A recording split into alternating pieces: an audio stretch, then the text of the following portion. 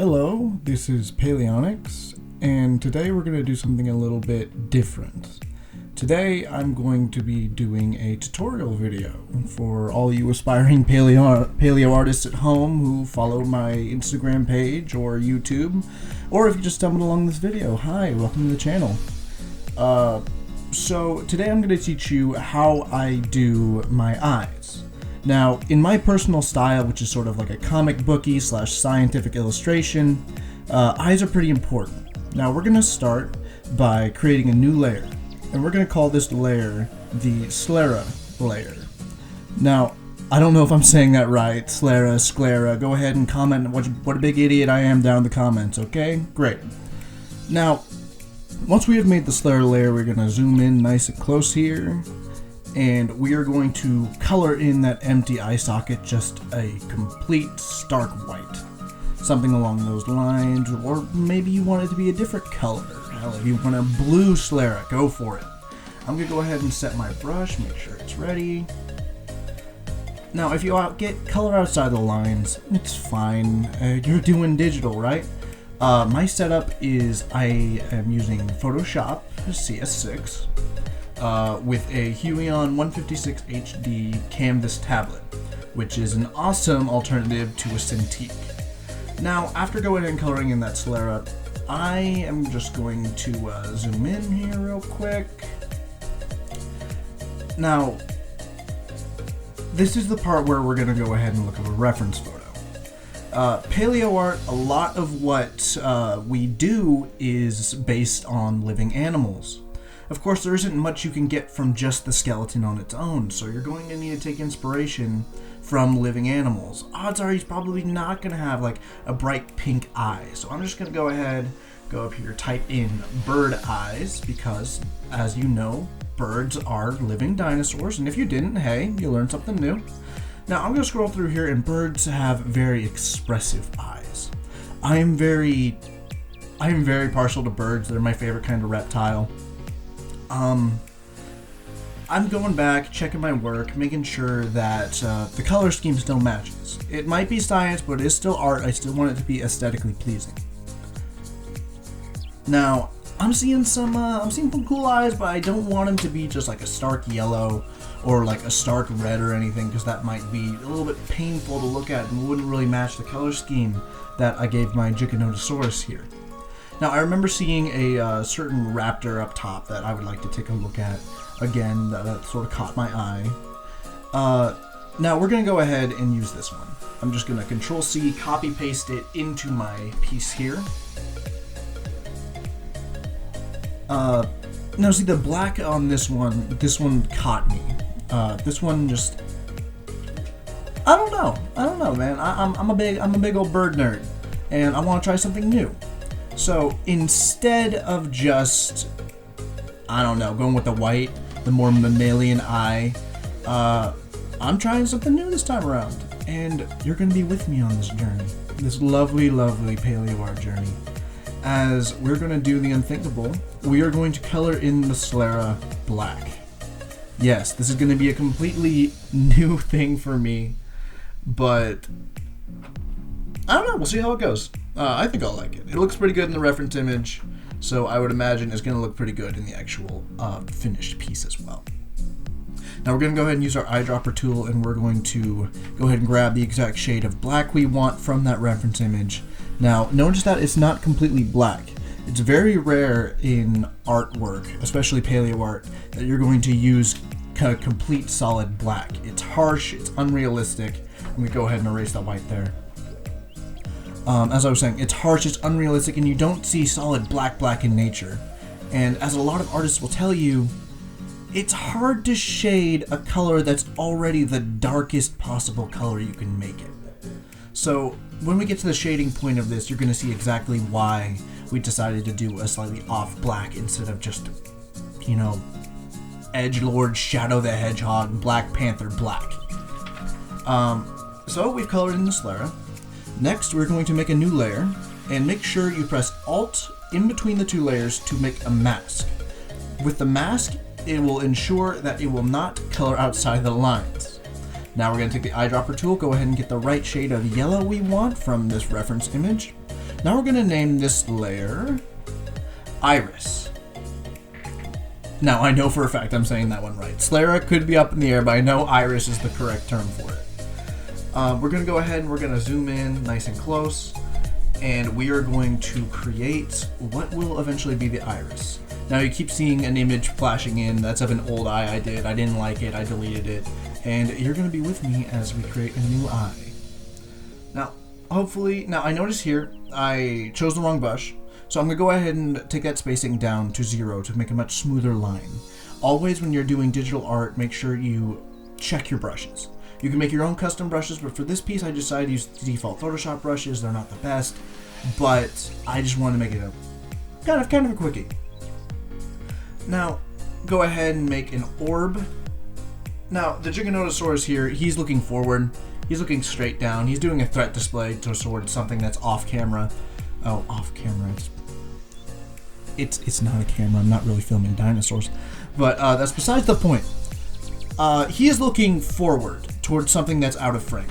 So I want to make sure that my eye reflects that. Now we're going to go ahead and make a pupil layer. Okay. And we are going to do an off black for the exact same reason as said before. Just slowly fill in the pupil. It doesn't have to be cool. It looks a little bit lumpy. It doesn't need to be perfect. Again, the spacing, gotta make sure that spacing's right. Go ahead and use your eraser tool, which is totally feasible. It's totally valid. No one should tell you how to make your art. No one should tell you exactly what techniques you use. No one should tell you your art is wrong. It's your art. Everyone's style will be their own. Like I said, my style before, it's like a comic book mixed with a scientific illustration, and I really like that because it kind of captures the magic of what a dinosaur is, in my opinion. And I mainly do Paleoart. That's what I specialize in. Now we're going to go ahead and we're going to select the iris layer here. And I decided that the iris is looking a little bit too fat for me. It's looking a little bit big. I want a little bit more of the sclera going. So I'm going to go ahead and I'm going to erase some of the iris and just overall do some touch-ups. Now doing some touch-ups, it's kind of hit or miss. Now it looks a little bit lumpy. But always remember when you're doing digital art, if you mess up, don't beat yourself up. There's this wonderful tool. It's called Control-Z. Every computer has it. Well, in Photoshop it's going to be Control-Alt-Z, but that's besides the point. On my graphics tablet, I have a little button that I can press and just go back anytime I don't like something. And arguably, that's what I think digital art has over traditional art, and that's the leniency. If you mess up, you can just Control-Z it. You have a bit more confidence, I guess, in your stroke. Alright, now I believe we're going to move on to the next step here. We're going to go ahead and select the pupil layer. And since this guy's looking down, we're going to go ahead and select it with the lasso tool. And we're going to rotate it. Notice how I didn't make it a perfect circle. I made it a bit of an oval. Now we're going to rotate that oval to match the orientation of the actual eye. Because again, he's looking down, he's looking at something off screen, whatever it is, it's scaring him, and he wants to make himself look big. He's looking right at him, he's mad dogging him. Despite not being a dog, being related to dogs, but yeah, whatever. I'm a big old nerd. Again, I check the eye is about looking down, looking forward. That's about where I want it to be. Double checking that reference photo. Now that we have the eye selected, we're gonna go ahead and move on. Go ahead and select the sclera layer. We're going to go ahead and make that a little bit brighter because we're about to go and start shading. Like I said, black is very hard to work with. It's a very hard color to shade, so you're always going to want to go with more of a dark gray. We're going to go ahead and we're going to select the pupil layer. I'm sorry, the iris layer. Make a new layer, and we're going to call this iris shading. Now we're going to go ahead and we're going to grab the lasso tool. Eyedropper tool, my bad. And we're going to select a darker shade of yellow. Now we're going to go ahead and select the iris tool with your lasso tool. Go ahead and just select the area you want to shade. Looking at this, I'm not a huge fan of it, so I'm probably going to redo this lasso. Because it's important to follow the light. In this particular reconstruction, the light is hitting it from the top left of the image. So you want to reflect the shading being the exact same way on the eyeball. So we're going to go ahead and we're going to loop our tool around the iris. Wonderful. Again, it doesn't have to be perfect. Magic of Control-Z. We're going to make our brush. We're going to select the airbrush tool, make it a little bit fatter brush, and we're going to shade in there. Now, I actually think that this shade is actually a bit too light, so I'm going to go ahead and do it darker. There we go, nice and shaded. We're looking pretty good. Starting to get depth out of our illustration here. Now the second that shading is involved, once you get shading, highlights, I think that's about where you want to be. We're going to make a new layer. We're going to call it Slayer Shading. It's going to be right over the base Slayer layer. And now we're going to select the entire eyeball. Just the whole thing.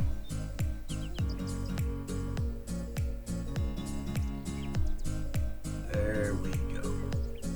Okay, now to shade it, we're just black. Just dark black. I know earlier I said you're not going to use black. This is the only time you're going to use black. And it's to shade things that are supposed to be black. Like I said, the blacks are the hardest color to work with, in my opinion. That's why most of my dinosaurs, they tend to be lighter colored. They tend to be more camouflaged. Alright, we're going to make a new layer. We're going to call it Pupil Shading. Okay? And then we're going to select just the pupil after we type in this right here, Pupil Shading. Okay, cool. Now we're going to go ahead and deselect the eye, and we're going to go ahead and hit the pupil with the lasso tool. Wonderful. Okay, and we're just going to whoosh right across the top with our black color. There we go. I didn't do a great job shading that, so I'm going to start again. Again, Control-C saves your life as a digital artist. I thank God. The powers of God and anime every day that I have the Control-Z button. It's a wonderful, wonderful tool that, I don't know, it encourages me to take more confident steps. It encourages me to experiment because I know even if it doesn't look good, I can just go back, I can try again. And that's why I think digital art is a wonderful investment. If you are thinking about getting a graphics tablet, maybe like a Wacom Intuos or something like that, I wholeheartedly recommend just go for it, pull the trigger. Now we're going to go ahead and we're going to select iris shading and make another layer right above it. And we're going to call this iris highlight. This is where we're going to begin to add even more depth to the eye itself. Okay, we're going to go ahead and hit the eyedropper tool. And we're going to select a more saturated, brighter shade of yellow. Now, this ended up looking a little bit too saturated for me. So, it's always important to test the color against the background color first. Do you like it? Does it look pleasing to the eye? Because we're working on an eye. But seriously though, humans are very, very picky about their colors. So if you don't like the color, it ends up being, odds are, your audience won't. So I'm probably just barely gonna squeeze in there. Just below the pupil, we're going to make that little halo of brighter light right around the pupil. Now I'm gonna go ahead and make it a little bit bigger and just erase around with the eraser tool, just so it's a more symmetrical halo.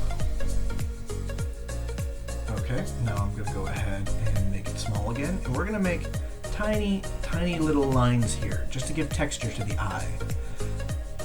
If you've ever seen a picture of an eyeball up close, you'll see that there is texture to it. It's not just a solid color. They look like little rivers and valleys. It kind of looks like the surface of Mars.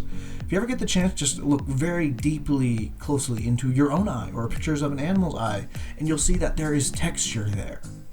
These little lines, they're going to be pretty inconsequential in the end. But from a distance, when it's fully zoomed out, it's going to look like the eye has texture, and it's not just a mannequin's eye or something, or just like a gross, like glass or doll eye, something like that. I'm sorry if you can hear the fan of my computer. My setup's not the best, but hey, what are you gonna do? I'm a starving paleo artist. Hey. So go ahead and just get the highlighting in, whatever looks good. Now we're gonna go ahead and make another layer right over pupil shading. And we are going to title this layer Pupil Highlight. Now this is going to add depth to your pupil. Again, pictures of eyes, the pupil is not a solid color. In fact, it's actually a hole in your eye. There's these really nasty pictures of people like putting toothpicks in their like pupils and stuff. It's nasty. Don't ask me how I know that. But the pupil itself is going to actually reflect light from the inside of it. So we're going to go ahead and take our same shading color, and we're going to just drizzle it in there with the airbrush ever so slightly. Okay, a little bit too much, but we're going to go ahead and bring it back a little bit, and we're going to take the opacity and we're going to move it down. Okay. If you're still following along at this point, I am very grateful. Thank you for investing so much time and energy into, I don't know, not replicating my style, but going off of what, taking my advice. I'm still relatively new. I've been doing this for almost a decade now, but you know what I mean. I appreciate it. Thank you so much. So we're going to go ahead and we're going to take black, and we're going to darken the top of the pupil. Then we're going to take our lighter off black, and we're going to lighten the bottom of the pupil. This will really give the effect of light hitting the inside of the eyeball and darkness, I don't know, like light only hitting the bottom and leaving the upper side in dark. Because, again, the lighting is coming from the upper left. Now we're going to make a new layer right above pupil highlight. And we're going to call this eye highlight. This is where the depth of the eye is really going to come into play. We're going to start giving it a texture, a slimy texture, because it's a wet eyeball. But first, I'm noticing that the pupil is looking a little bit lumpy after doing my shading, but that's okay. We can go ahead and hit it with the eraser tool. Go ahead and select the pupil layer. Black. Now I'm going to go ahead and just fill it in with black. I thought I was going to erase here, but I ended up not doing that. So go ahead and make it more of an oval shape. It's not a perfect circle because we are looking at it from an angle here. I went ahead and I colored black underneath it. That's a big no-no because, again, black is so hard to work with. Even with like a weird opacity, you're gonna see black shading being harsh and mean. So, I don't know, be nice with your shading. Don't be harsh, don't be mean. Be very gentle, be fuzzy. Use the airbrush tool. That's your quote of the day from Paleonyx. Be gentle and fuzzy with your artwork.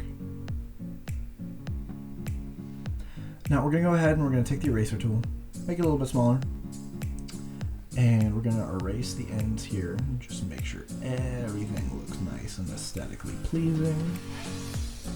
And there we go. I'm going to zoom out, take a look. Now, a lot of the time, you could just say here, okay, there it goes. I got my eye. We're done here. It's passable, but for me personally, I like to add a bit more texture. You'll see with the reference image, there's a catch light. There's lighting reflecting off of the eye because it's wet. It's wet. You got to keep your eyeballs wet. It's very likely that Giganotosaurus, being closely related to birds, would probably have eyes very similar to birds, and they wouldn't have these lidless snake eyes by any means.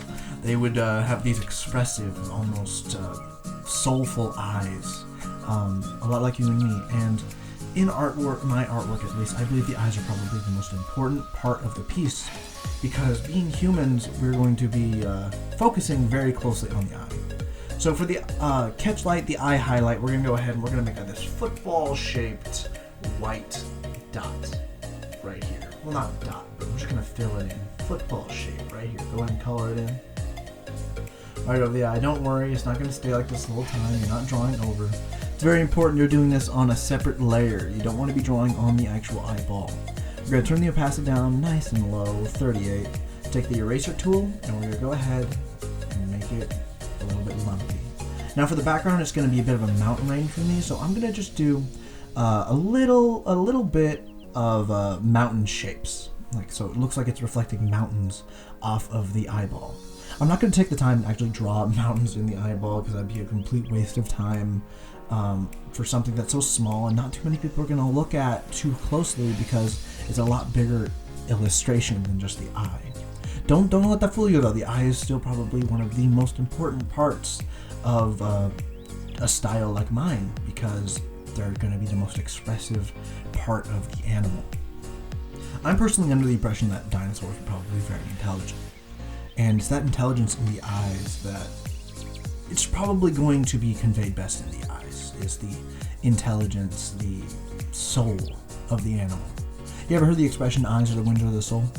It's a lot like that. So if you want to bring your animal to life, you've got to give special attention to the eyeballs. Now we're going to make one more layer right here at the very top. And we're going to call that the catch light.